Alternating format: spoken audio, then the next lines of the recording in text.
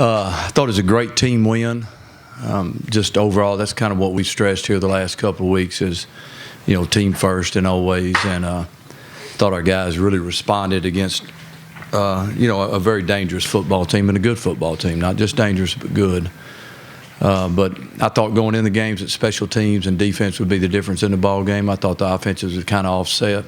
And I think that was the difference in the game. I thought our defense got some big stops early in the first half. We were able to capitalize, separate a little bit. You never feel safe against anybody, but especially Texas Tech. And then special teams, I think a couple of players of the game, Spencer Evans, we thought we had to be great in kickoff team, great in punt team. Spencer did just a tremendous job of placing the ball all over the field. Our coverage guys, Tootie, Kendall Ehrlich, some of those guys, pull them, were just outstanding. And then Drew punting the ball. Just true freshman, played like a seventh-year pro. Flipped the field, punted from our end zone. They start the drive at their 38, and then had two other punts later in the game that were just tremendous. And we had great coverage down the field. So those things you never take lightly because they can certainly determine the outcome of the football game. So those are two guys that really made a big difference in the game the other day. Going to Kansas this week, anytime you go on the road, play a conference opponent, I think you can look across the nation and see that it's tough. That's just the way it is. It's always tough. Doesn't matter what's going on prior. You got to go in for that 60 minutes. We've been there. We've been witness to it. On the good side barely, and then on the bad side a few times. Every home team won in our conference last week, and it's a special deal when you can go on the road and win. So that's what we got to do this week. We got to keep improving. We got some guys that are playing up at a pretty good level. Those guys have to stay at that level and keep increasing because once you hit one home run, they want you to hit two. You hit two, they want you to hit three. So you can't ever take a step backwards. You just got to keep going forward. And I like our football team. I like their passion. I like their energy. I like their intensity, and I like their toughness. John Warner, Waco True. Art, it seems like after every game you mention it, Shock, Seth, the offensive line. Is this as good an offensive line as you've been around, and what are some of the reasons that they are so good? Yeah, I think it's safe to say that it's definitely the most experienced offensive line that we've been around. And what makes them so good is that right there, experience. Like I've always said, you can have all the money in the world, but you can't buy experience. You got to live, taste, and breathe it. And these guys have all played a bunch of football and played a bunch of good football, won a bunch of big games, helped us win a bunch of big games, and they still have a lot of hunger and desire, And I think that comes from great leadership from Coach Clements, and then from Durango, Pat Colbert's been tremendous. Muir, Broxton, all those guys. Kyle's an underclassman. Dez, of course, jumps in there and plays some, but those are all old guys. We got 4 of those 5 guys, or really 5 out of the 6 are fifth-year senior guys. So they're not kids, they're not boys, they're men, and that's the way they got to play, and that's the way we treat them. We don't treat them like a kid. We don't treat them like a boy. We treat them like a man, and they've responded that way. Coach Tim O'Donnell, Channel 25. We got to see Seth run the ball a little bit more on Saturday than we had in the non-conference play. In terms of his talent with that experience, is this maybe the most dynamic offense that you've had the ability to coach here? I think it's a little early to start, jumping out there and, feeling really, really comfortable because you can't. We know and we understand and we know inclement environments, inclement weather, mishap here or there, flip the whole thing. So really what we're trying to do is just be steady. We want to be steady. Seth certainly adds a dimension to us that we can use if we feel like we have to or we need to. Don't like to. But, we felt like we had to and needed to the other day because of the opponent, because they're a team that can score. And, you can't have 3 and outs. You play Texas Tech, you get 3 and outs, you're going to get beat. So you gotta sustain drives, you got to keep the ball, and when you got it, you got to score touchdowns. And so he allows us the ability to do that. And then we still haven't thrown the football, like we're capable of yet. Sean Gagey, KWTX. Coach, you talked about how it's tough to go on the road in this conference, but right now I think you guys are a 42-point favorite going there. Does that blow your mind that you guys are favored, 6 days in advance by 6 touchdowns? I don't think it's just our conference that it's tough to go win in on the road. I think it's just across America. And I don't really know what happened last weekend, but I bet if you checked, the Big Ten, the Pac-12, the SEC, the ACC, the AAC, Conference USA, whatever, I would bet that 75% of the home teams won the games, close. Now, I don't know. I mean, I might just be throwing numbers out there, but I just know what it's like. So, if we can get out of there 7-6, boy, I'll get on that plane just happy as I can be, because this is similar to the way it's set up now. To every game's a playoff game. You win, you advance. You win, you advance. You win, you advance. If you don't win, then you're really fighting an uphill battle. So all we're trying to do is win. Bryce Cherry, Waco Trib. Coach, piggybacking on what Tim's question a little bit, in terms of Seth's running, you mentioned it gives you an added dimension. I mean, it seemed like back when you guys had Robert, I mean, he was the home run threat. How does he compare to Robert as a runner? We ran Robert as a junior in 10. We didn't really run him much in 11 when he was a senior. A lot of the runs that he did were, just ad-libbing. I mean, play would break down, he'd take off and make runs. Now, we diagrammed a few, but we knew he was an X factor, and Seth has that ability. He's got that X factor ability. Robert was a, on off again 3 or 4 year starter at that time. Seth's had 5 games, so I just think as he becomes, more aware, I think his talent level and ability level is pretty high, sky high, honestly. He's a guy that can really do a lot of things, and the thing I like about him is his mentality toward really being a complete player. He's not a get happy guy. He's a get me better guy, and that's what I like about him. Hey, Art, Suzanne Halliburton with the Statesman. On Seth's running, he ran 12 times for 81 yards on Saturday. How many carries make you uncomfortable? I mean, don't like, really one. I mean, just, you really don't want to run that guy, a whole bunch, because we're not really a quarterback running offense. We can be, but we don't really want to be. We know we're going to have to be in some situations. It might be this Saturday. We certainly have the threat there if we need to do it, as everybody does. I mean, everybody poses that threat.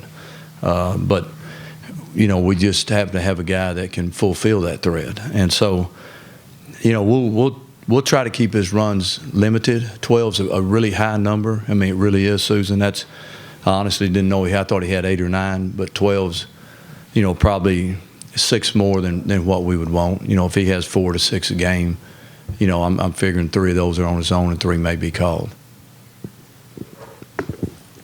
Jerry Hill, Baylor Bear Insider. Art, can you talk about Xavier, just kind of his play at cornerback, and then Trayvon Blanchard? Does he give you maybe a dynamic quality that maybe, I'm not saying you were lacking, but maybe a more dynamic player at that position? Yeah, I think we got good speed on the field defensively. I think we're to that point. I think we've, as a staff, have done a great job recruiting guys that fit Coach Bennett and that staff system, what they're looking for.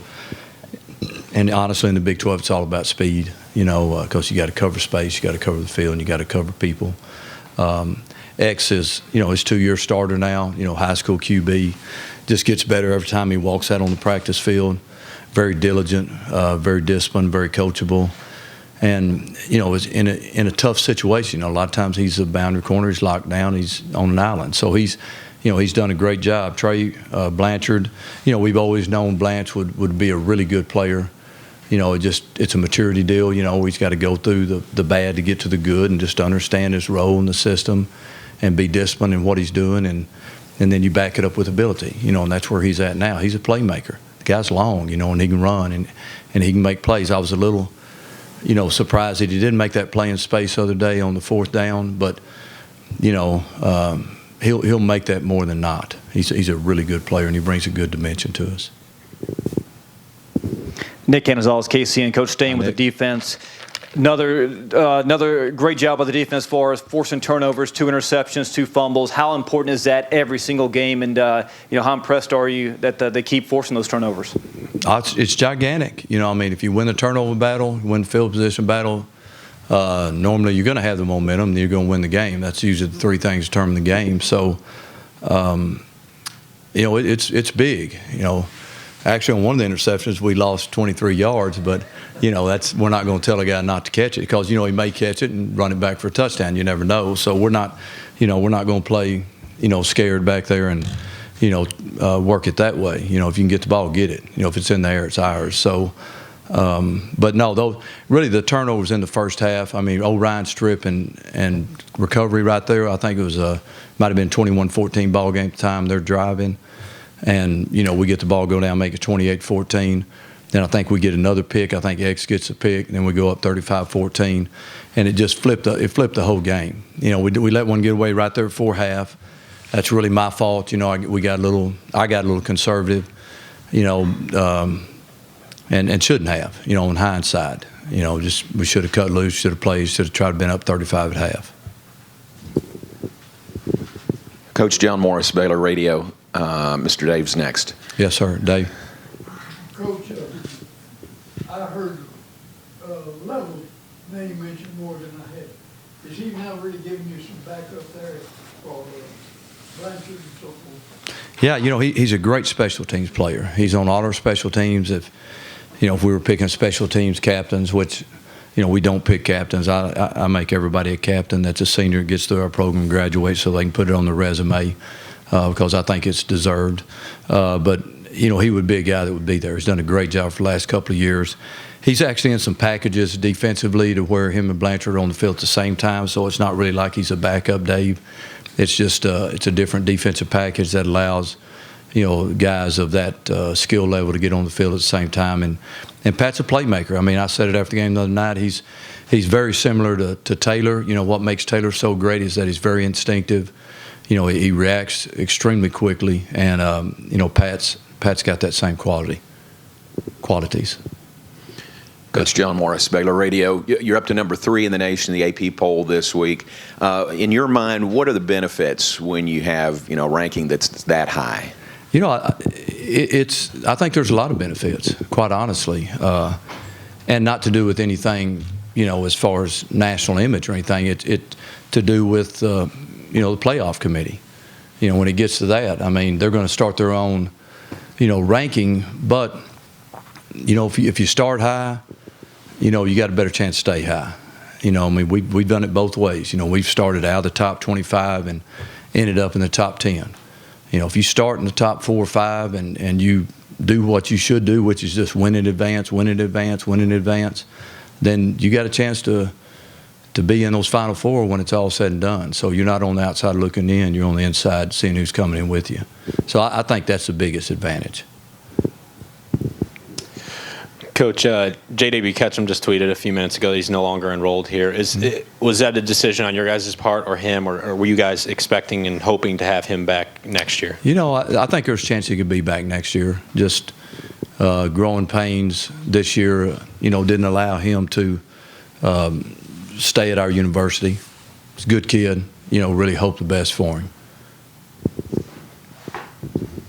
Coach, Seth Russell actually knows David Beatty pretty well. He was a Kansas commit, I believe, back in the day. Is this something for him maybe that he's excited about playing, against a team that he, could have played for or anything like that? We honestly, and I know David really well. He's a great coach, done a great job.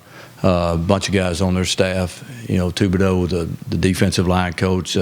Actually, Gary Kubiak's son coaches for him. Knew him when he played at Colorado State, and he was in Houston at the same time we were at Houston.